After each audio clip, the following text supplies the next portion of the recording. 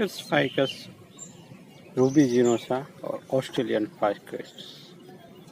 My first reported plant in last season.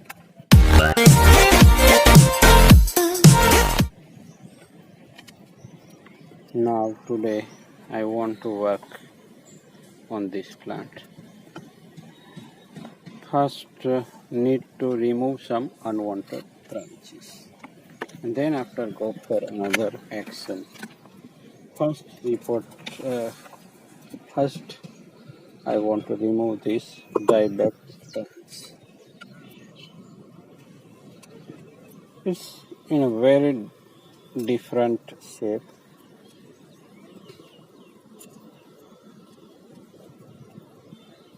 I just remove this branch.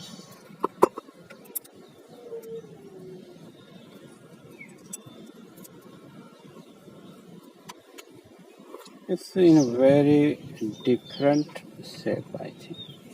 So now I remove this kind of unwanted branch. It's a very important step when we are designing any bonsai plant.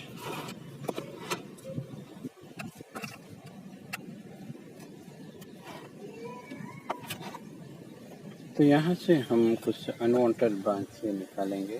अगर आप ये सब जान लेते हैं तो बहुत ही important है आपके लिए इस आर्ट में आगे बढ़ने के लिए।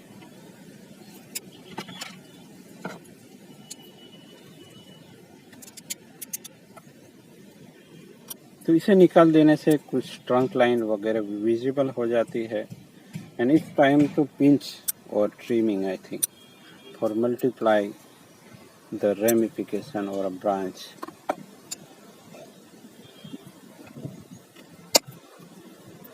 तो ये करेक्ट टाइम है कि इस प्लांट पे हम काम कर सके, क्योंकि प्लांट ने ग्रोथ कर लिया है। स्प्रिंग में जितना करना था कर लिया, अब मॉनसून में ग्रो करेगा दोस्तों, स्प्रिंग से भी ज़्यादा।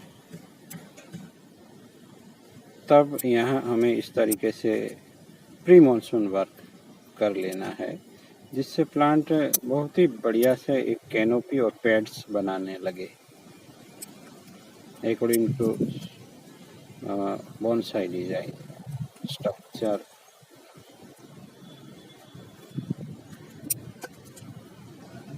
तो यहाँ हम डिफोलेशन भी कर सकते हैं और इस तरीके से प्लांट को एक तरीके से शेपिंग ही हो जाता है।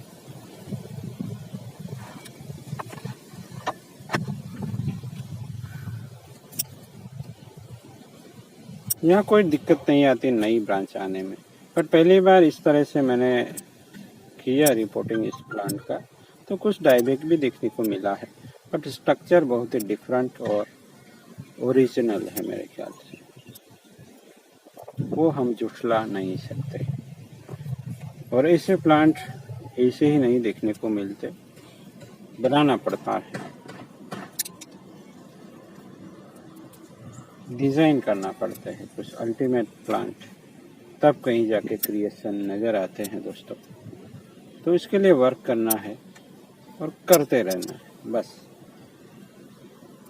यहाँ भी कुछ डायबैक दिखा है। अब जहाँ जहाँ डायबैक होता है वैसी ब्रांचों को वहाँ से हटा लीजिए,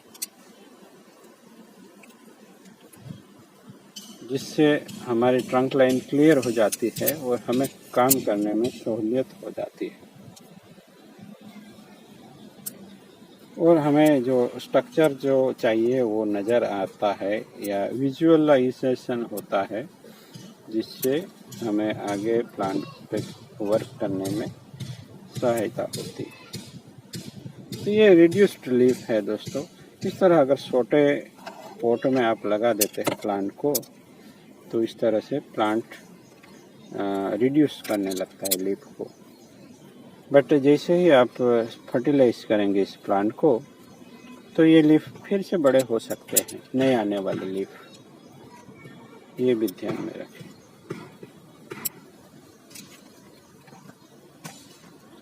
See the shape and movement of this plant is so very different.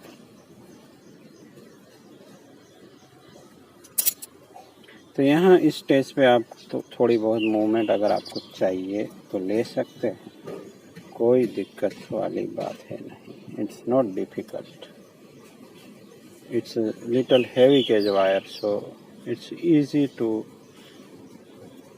Twist the branch. यहाँ वायर बाइट है तो मैं निकाल भी देता।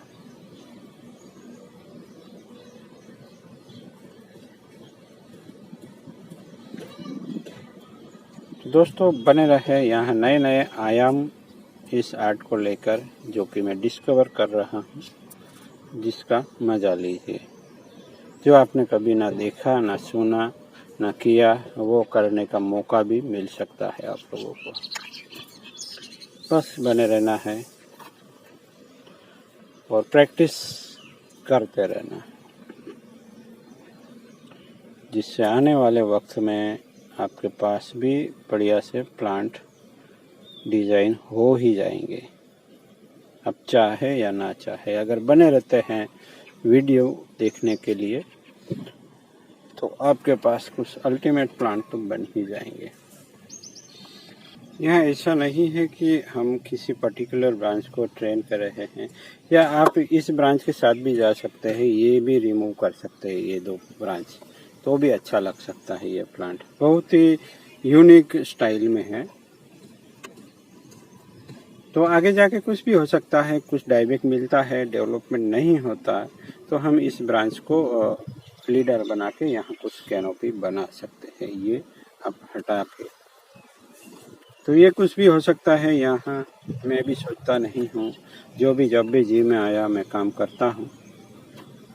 आपको यहाँ भी कुछ अलग नज़र आ सकता है, अगर आपकी नज़र पक्की है तो चलिए मिलते हैं। ऐसे कुछ और प्लांट है, उसको भी मैं ठीक करना चाहता हूँ। चलिए मिलते हैं। Thank you.